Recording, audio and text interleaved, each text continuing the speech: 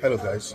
So this is my take on the fight between Anthony Joshua and Jake Paul coming up in a week's time.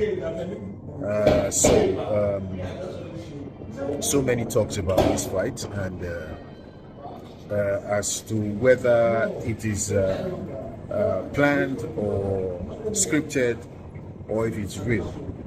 From all indications, from everybody has spoken about this fight, it shows that it is real. Anthony Joshua himself has come up to say yes, it's a real fight. It's going to count on his record. Eddie Hearn has also come out to stake his integrity on this fight. So to me, I think it's real to a very large extent. So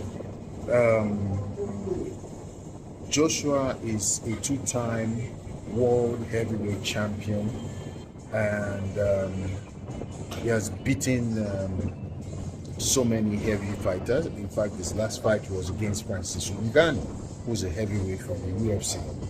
And so he's legit. He has legit power.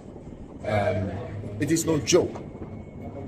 And like you hear from so many other people who do analysis in boxing is dangerous.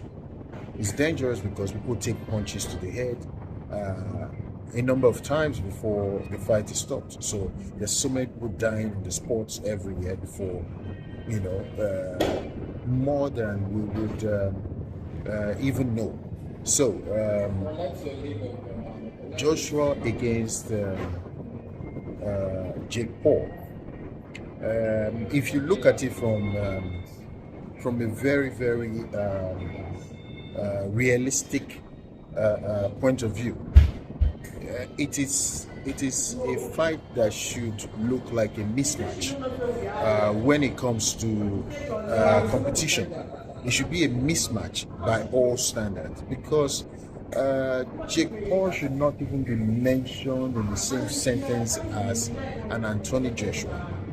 We all know Jake Paul started as a Disney kid who has been doing so many gimmicky fights with the likes of Anderson Silva, Tyron Woodley, as for Tommy Fury. Tommy Fury was the only one who had a bit of professionalism in terms of boxing, and he lost to Tommy Fury. And so he's been fighting for a very short time. I give him kudos for that, at least, that he's been trying to legitimize his fighting. But putting him on the same pedestal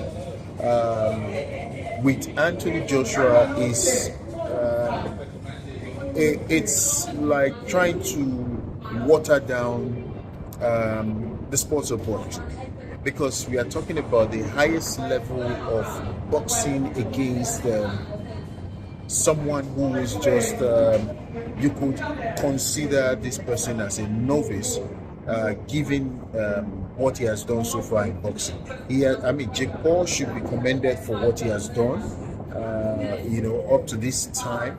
But I don't think it's what he has achieved so far is enough for him to be in the same competition with an Anthony Joshua.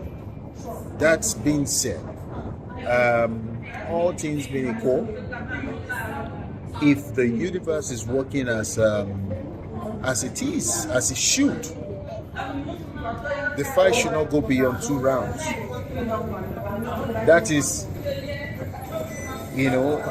assuming that Jake Paul is on the same level as a Francis Ngannou, the fight should not go beyond 2 rounds, and Anthony Joshua should win by stoppage.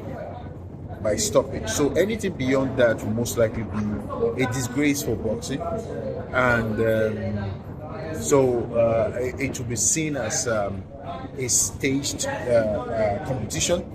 So, and I also hope that Anthony Joshua will not take Jake Paul for granted, because that's where the mistakes come, that's where you lose, because Jake Paul knows more about boxing today than he did some 3-4 years ago. So he's still dangerous because he can knock out any fighter on the planet if he has the opportunity to do so.